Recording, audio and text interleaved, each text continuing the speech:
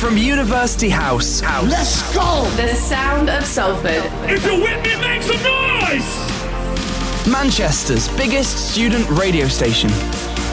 This is Shock. Yes, it is. Thank you, Millimole. It's 3 p.m. here in the Shock Studios, 10 a.m. in Washington, D.C., and 7 a.m. in Los Angeles, and it's all come down to this. Kamala Harris versus Donald Trump. Today, America decides. And for the next hour, we will be looking at the election, the impact in the US, the UK, and around the world, plus a playlist full of American music, all here on Shock Radio. Yeah, we have some Miley Cyrus, Tina Turner, and Billy Joel, plus more. We'll also be looking at domestic politics with the Conservative Party leadership election. So let's get started. This is the Chat Left the GC US election special. A lot to cover, but we'll start it all with American Idiot by Green Day. Shock. Breakfast in America by Supertramp here on your US election special of the Chat Left the GC. The polls are open across the USA for an election like none other. Yes, it has been the closest election, certainly since 2004, according to the polls. Something we will discuss later on in the show.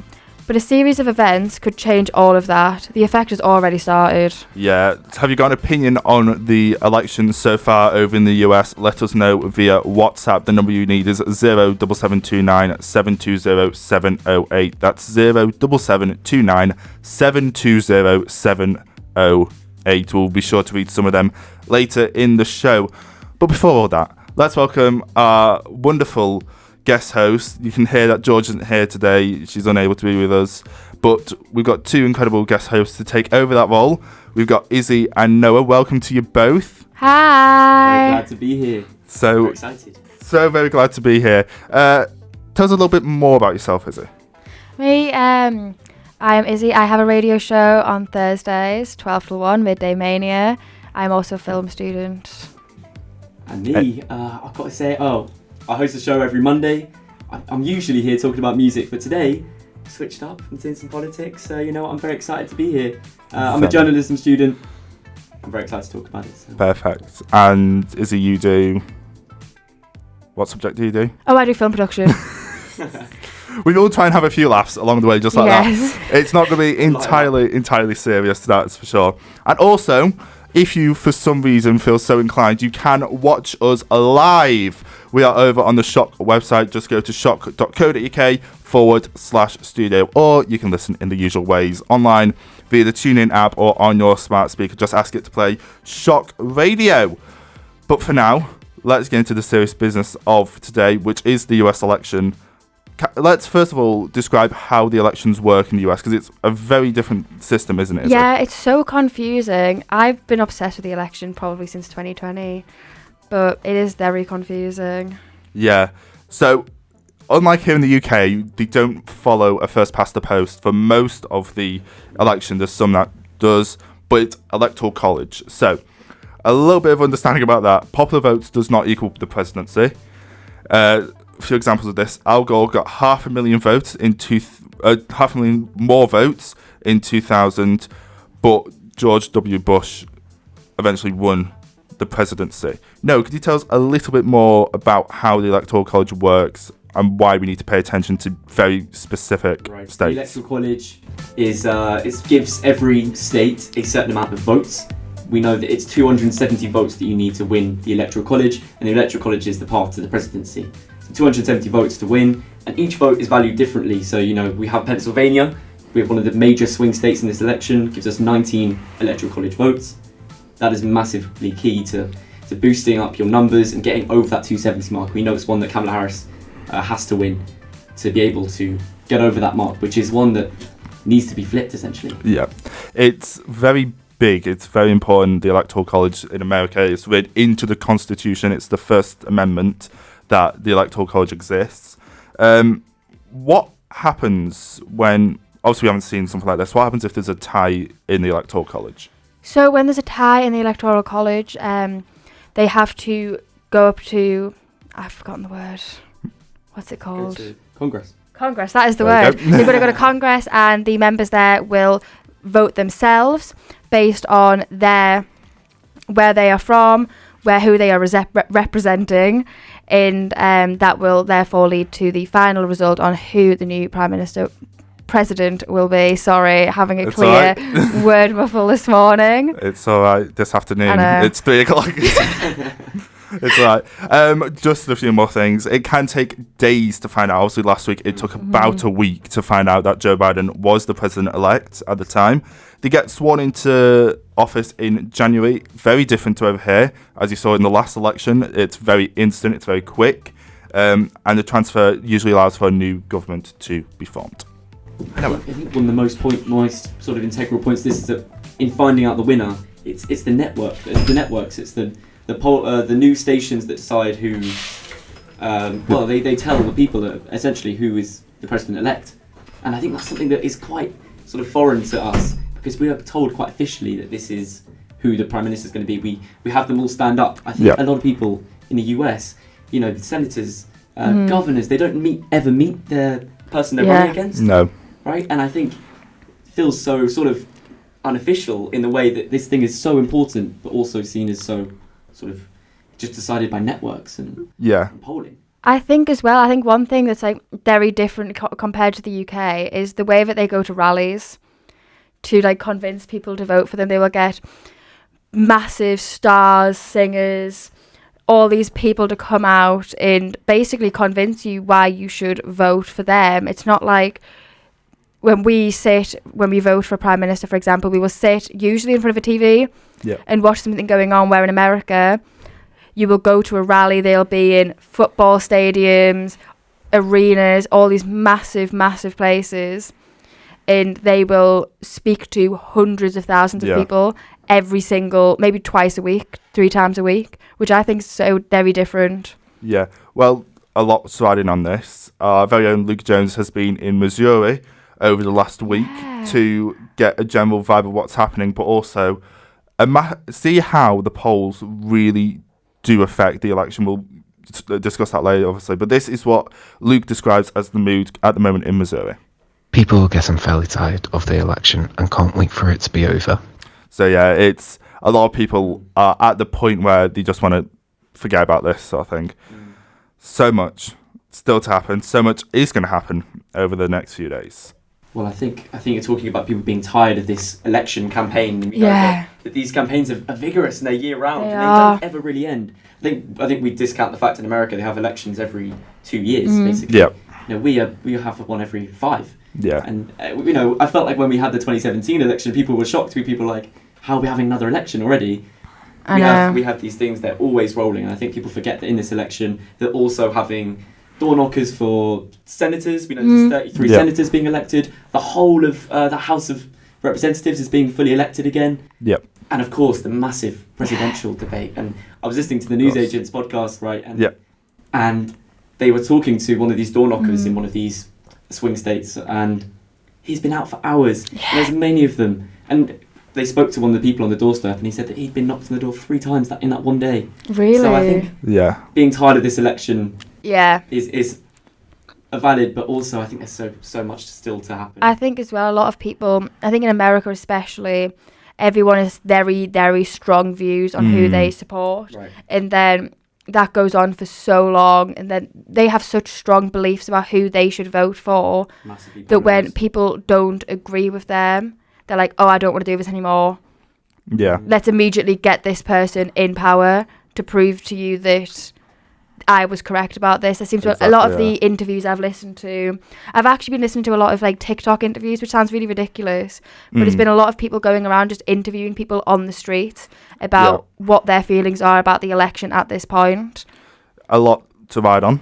Yeah. The 47th president-elect, we will hopefully know by the end of tomorrow morning. Let's hope. But for now, let's have some more music. This is Highway to Hell here on Shock. This is Shock. Highway to Hell by ACDC. ACDC. I'm trying. ACDC here on Shock. Let's talk about the effect of this election, because it won't only be felt in the US, it'll be felt around the world. But let's start in the US. Well, in the US, in regard to Trump's side of it, there's one part that has been a big decision maker for a lot of people voting for Harris, which is Project 25. He has later announced that it is not part of his campaign, but a lot of people are still weary about it.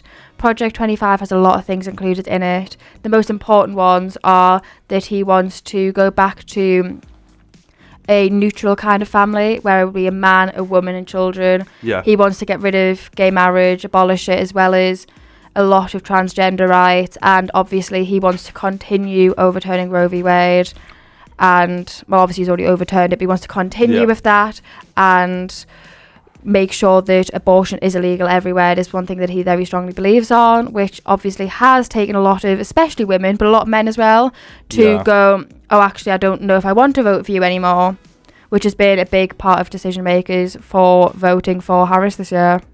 Yeah, it's going to be big. Obviously, Project 25 is a big thing. That was a very brief description of it, may I say. Very brief. It would take me a long time to go into all of that. Yeah, we haven't got the time. No. But there's also a lot of other things that are riding for both Trump and Harris, including the wars that are happening currently in Ukraine and in Gaza. Trump has previously said he would end the Ukraine war in 24 hours through a negotiated settlement with Russia.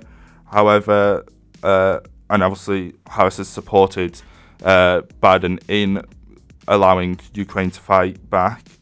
And then Gaza, it's a very mixed picture because Harris wants a peace deal of a two-state solution. We don't know what Trump exactly wants. He hasn't made it entirely clear. But if this does continue, what we are likely to see if either Harris or Trump get in?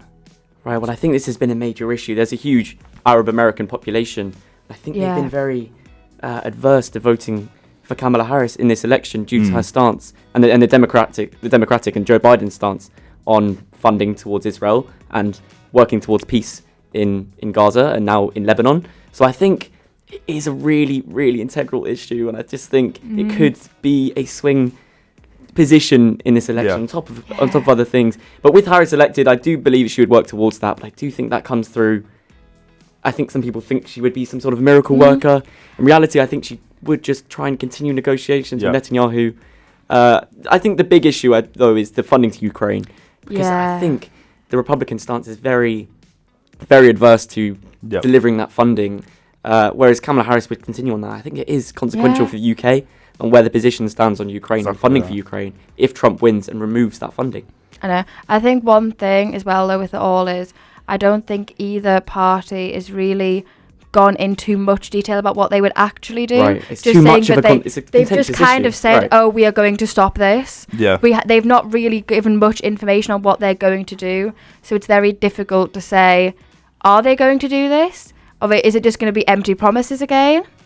I mean, for Harris, obviously, we have to go through track record and track history of what she's worked with Biden. But either way, it's not very comfortable for a lot of people. Yeah. And another thing that isn't comfortable for a lot of people, here in the UK especially, is the tariffs that Donald Trump wants to reintroduce. I was listening to Politics with Jack and Sam from Politico and Sky News this morning, and they were saying if Donald Trump gets in and enacts all these tariffs, it's going to mess with the UK economy. Yeah, I think it messes with the world markets. I think the proposed position is 60% on China, 20% on the rest of the world. But I think what people don't understand is this is 20% on American businesses, right? Yeah. So if they're importing from China, they're importing from the rest of the world.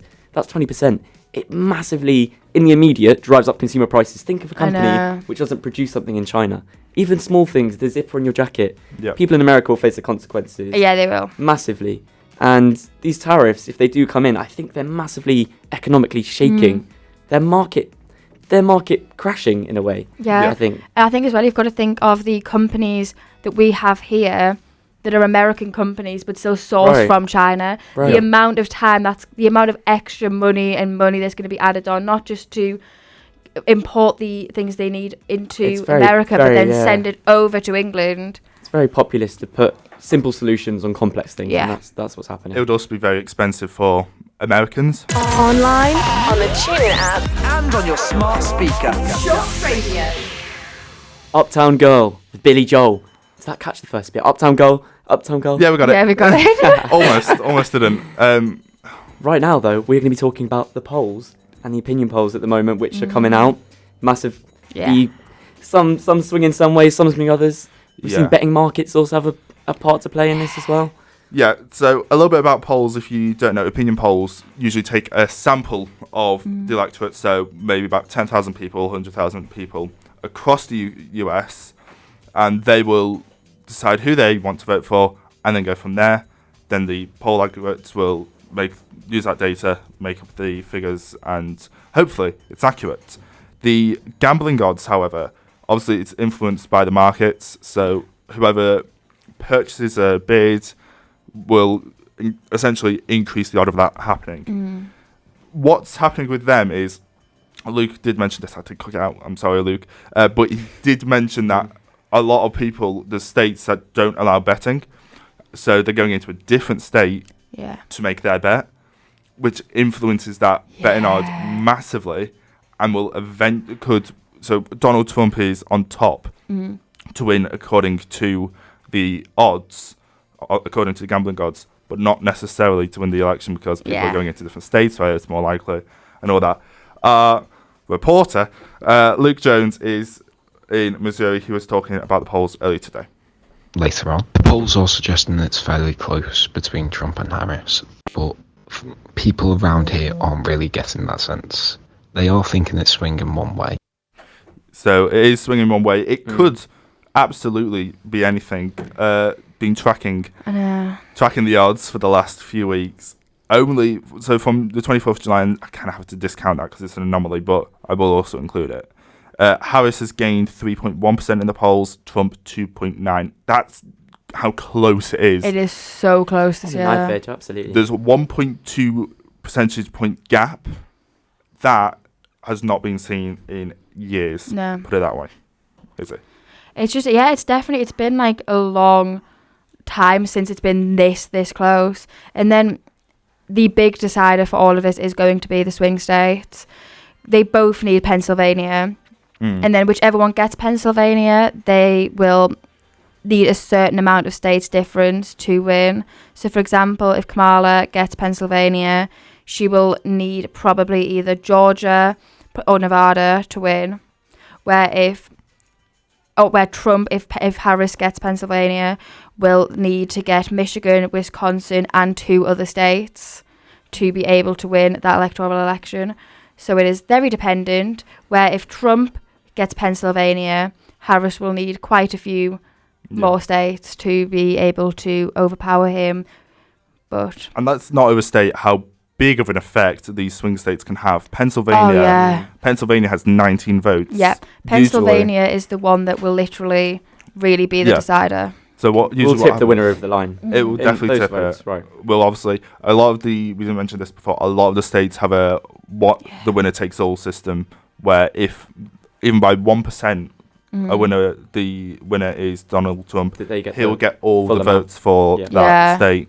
If there's 2 states, I think, that don't do that, so they basically take all the votes, divide it evenly, which is fairer, but again, that is opinion based. But again, it will go into whatever happens tonight will decide that way. I think we mentioned Pennsylvania, and do we know who's currently got the lead? I've got it down from Sky News this morning that Harris is currently in the lead in Pennsylvania. I did have a look on my way in. Currently at the moment, very small lead. She is favoured to win, but I think you had the statistic. I think it's we're within margins of points here. Well, that's the thing is, very small. Over the last few weeks, you've seen them tiptoe between either side. Yeah.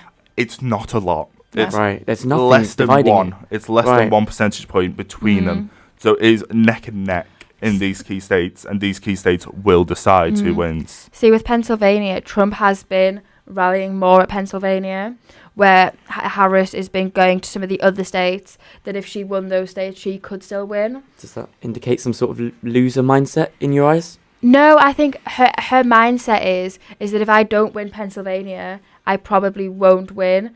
So whilst Trump is sticking to Pennsylvania, going at it, she's travelling to all the rest of the swing states, specifically Michigan and Wisconsin, which are very much set to be Harris. Yeah. And with those states, she is set to be more likely to win. It will come down to the very key swing states. We'll obviously have to see when and what happens. But also, we can't deny the fact that this election will change a lot of states who normally vote for one colour. Texas is rumoured. There's a rumour, it's not necessarily correct, but it's rumoured that they could swing blue for the first time. Not really breaking news for the last week. For shock, it's breaking news. But it has been rumoured that it could turn Democrats for the first time. I've seen a lot of videos and people stating that they are Republican, but will not be voting for Donald Trump this time. He's not a Republican. I think it's a misconception of him as a leader. In his whole tenure, he doesn't act as a Republican in the way that the Republicans have historically stood for democracy and a united America and free America and all this. But I think the big freedom message is coming out of the Harris campaign, which is interesting. It is going to come down to the message that they give. Obviously, they all gave their final rallies last night. Trump finished at 2:00 this morning.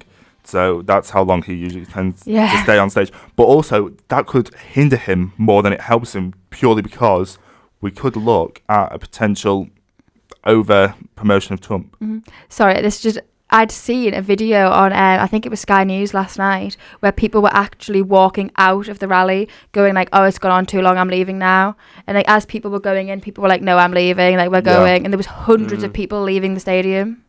It will be very interesting. Let's see what happens, though, around the states of Missouri. Luke Jones sent us this. 7 of the 8 states surrounding it was Republican in 2020, apart from Illinois, that was Democrat. There are talks of Iowa swinging. So these key states could swing either way, and it could signal a change in this election. But of course, the only poll that really matters is the real poll, the election, which we will find out, we hope. Early hours in the morning, early hours, unless it's like last time. Hopefully. I know. I think it could last for weeks, this thing, though. This could. I think it'll originally be announced, and then I very much think it depends on who wins. I think if Trump wins, there will be a recount. I think there'll be recounts either way, no matter how you look at it, how much you swing it, it will be a long recounts. legal process. If it's not Trump as a clear winner, it will be a long legal process. It will be very long. But plenty more to talk about. We're going to go into more national politics. You'll be happy to know next. But here, let's get a little break from all the polls with some Bruce Springsteen. This is Shock Radio, your number one student radio station. Yes, it is. We are still here doing a US election special. We're now moving on to UK politics. I completely took your link, and I've only just realised. It is fine. I'm so do sorry. not know anything about UK politics anyway. Go for it. Just a reminder, if you want to watch us live, you can do shockradio.co.uk/studio. And if you want to text us in, give me some bingo ideas, please. I'm watching it tonight, and I need stuff to keep me entertained. Oh my gosh, like a bingo card. Yeah, I was so confused what you meant by that earlier on. I'd seen it on your Instagram, and I was like, what do you mean, bingo numbers? We're doing bingo numbers. I couldn't think of the words, so just anything that I can cross off the night. 07729 720 708. I need that. Send it to me. I'll send any recommendations and all. Let's talk about the Conservatives, because they have just finished their Tory leadership election over the weekend, and Kemi Badenoch is the new leader of the Conservatives, the 4th female leader the Conservatives have ever had, and the first black female leader. What do we think about it, Noah? Well, it's definitely a very interesting one. I think as soon as James Cleverly, who I think was the most sensible appointment, would have been in terms of just uniting the Conservative Party, when we were left with Robert Jenrick and Kemi Badenoch, I think it was a splitting hairs decision. They're both more towards the right wing of the party. Yep. They both have more of these sort of cultural conservative values, and they're both sort of very new in terms of Conservative leaders. I think Conservative leaders historically had old leaders. They had people who'd been in Parliament for 20 years. And the last few years we've seen Rishi Sunak, we've seen Boris Johnson, we've seen, now we have Kemi Badenoch. And I think it indicates that they are a forward-looking party, but I think it is a concerning move in terms of how they come back electorally, because moving further to the right, I'm not sure it does them any favours. Exactly, it's who do they want to get? Do they want to get them votes back from the Reform Party? Right, and I don't think that's a very particularly clever tactic for the Conservatives to come back in. No, I have to agree with you there. Is he just got a very small mentally base. out of this. Like, I know a little bit. she might have left, but They've just got a very small base of voters. I don't think it's a huge swinging I was amount. surprised by how many actual In the millions, maybe, yeah. I was about to say states there. I've got my head in US now. Seats. Like how many votes Reform actually got this year? I wasn't expecting that many. But I think when you look at the second places, they lost more second place seats Yeah. to Liberal Democrats. They lost more second place seats, obviously, to Labour. Yeah. Reform seats with Conservatives in second place. I'm not sure how many of them there were. I can't say off the top of my head, No. but I don't think that is the base that they need to appeal to. No, of course. Kerry Badenoch did say in her victory speech that she hopes to repay the debt that she owes to the party. She thanked Rishi Sunak for all the work he did during difficult times and paid tribute to Jenrick for the campaign. And she said she'll play a key role in the party in years to come. She also said that she thanked all the other candidates. It was a tough but simple task to hold the Labour government to account and to prepare for government. And she attacked Labour for not having a plan ready to go. Obviously, this all came about after Rishi Sunak announced his intention to resign after the result of the election back in July. A lot to say about that, because also Kerry Badenoch did say that Robert Jenrick would play a key role in the party. Very much rumoured. It's not been officially announced yet, but He'll be the Shadow Justice Secretary. Shadow Justice Secretary. A lot of Kemi's shadow cabinet, though, is her contenders. You know, Mel Stride. Contenders, yeah. James Cleverly's got a spot. Has he got a spot? I'm not sure. I have Mel no Stride idea. has. I'm not sure he has. Mel Stride has. Priti Patel has. Right, she's the Tom foreign... Tugendhat didn't. That That's came as a interesting. shock for a lot of people. But it's where Kemi wants to take the direction of the party, and obviously that will matter to her in the next 5 years. I think you say a lot of people who are sort of her contenders, but I do think it might be more the fact that a lot of people in that shadow cabinet are former Boris Johnson era members. Priti Patel, I mean, she was obviously in cabinet under Theresa May. She was actually fired. So, you know, these things, she was fired for having discussions. I think she was the foreign secretary at the time. If I remember rightly, she was sending emails to personal accounts that she used to share widely, which is against the parliamentary code that all MPs and ministers have to agree to before they become a member of parliament or a member of the cabinet. We also forget Priti Patel was the one who launched the Rwanda scheme as well. Of course, yeah. That was This is the type of people that Kemi Badenoch wants in her cabinet. This is Yeah. not a bipartisan sort of bringing in leaders. I No. think she is aiming to sort of buy into that right-wing side of the country in the Reform voters and also in the Conservative Party. Of course, yeah. And obviously, Kemi Badenoch has been at the forefront of this whole transition from government to opposition. She has held her first shadow cabinet meeting with the cabinet members early today, and we'll obviously have to see if anything leaks out, but usually nothing will because they are private meetings. No, we don't know. It's Conservative Party. Who knows what's going to get It could out. happen. It could happen. But again, we talked about this before. Is it right that they moved to the far right of the party? I Who are think it's they targeting? disuniting of Of conservative values. I think maybe a response to the success of MAGA and Trumpism in America. I think Robert Jenrick was very much on the side of playing these culture wars and bringing that sort of value. And I think, you know, we know the Conservative Party are a pragmatic party. They're a party that's always adapting, always evolving.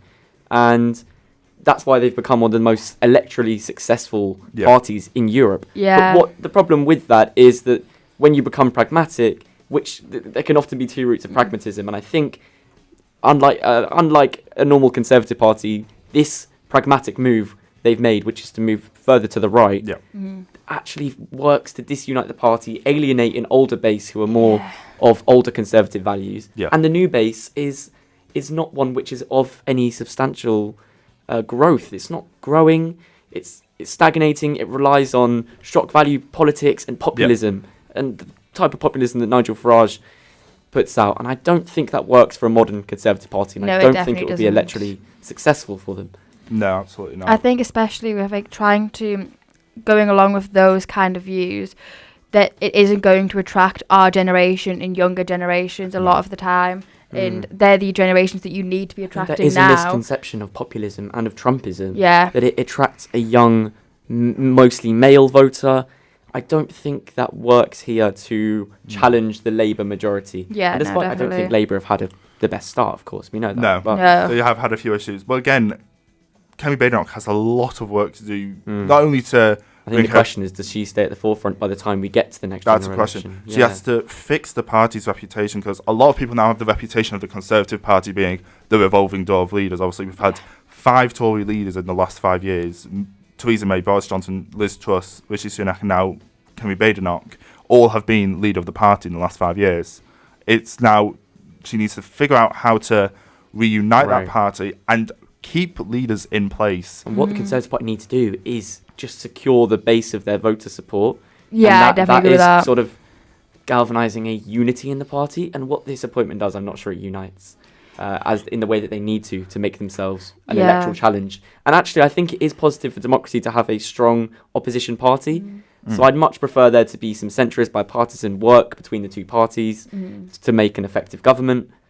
But I don't think this at the moment will effectively work to do that. It's what they need to realise, what they need to go up against. I think they need to realise that they need to stop, in a way, appealing for like the much older generation, because in like the next election in 5 years, the one after that, it's going to be our generation and the generation after us that will be voting for these people, and that it just isn't appealing for these people at the time, and they think that it is, but it really isn't. Well, Kemi did say she wants the Conservative Party to change that young voter base. Whether or not it will, obviously, is yet to be found out, and will be found out over the course of the next 5 years. But plenty has been talked about, plenty will be talked about in regard to Kemi Badenoch's government, won't it, Noah? Shall we? Yes, Kemi Badenoch's government, well, her opposition, it needs to be strong and unite. But let's go into the next song, which is going to be... If it plays. The best. Tina Turner. This is Shock. That was The Best by Tina Turner on Shock Radio. And that brings us to the end of the Chat Left the Group Chat US special edition, US election special. Got that. The voting has started for most of America, with few states yet to open the ballots. It is bound to be tense few days for the two candidates. Sorry, it is bound to be a tense few days for the two candidates, and of course, the American citizens. It is 3:52 here in the UK, 10:52 in Washington DC, and 7:52 in Los Angeles. Next week, we will know who the next president of the United States of America will be. I will be live on Shock on Thursday, 12 to 1. I will be talking a little bit about what has actually gone on today during the election, so do make sure to listen into that. Can we, very quickly, can we appreciate this, Bed? It makes it sound like a podcast. It makes me feel like I'm on the Lester's Entertainment podcast. Thank you to Noah as well for joining the episode. No Show is Monday at 9 p.m. every week. Go give it a listen. It's a good show. Plenty more still to come on Shock. You have Dan and Alfie for your drive time, and Shock hits later as well. I and Noah will be back on tomorrow. When's it come out? Yeah. Tomorrow with Shock News. Very but exciting. for now, plenty more. I will hopefully be watching. I hope you will. We will know for sure next week. We'll be back with a normal show. Last thing for us is to say, enjoy, share with Walking in Memphis. Loving the shows you listen to on Shock? Why not listen to them again? Check out all your favourite Shock shows now. Just search Shock Radio on Mixcloud.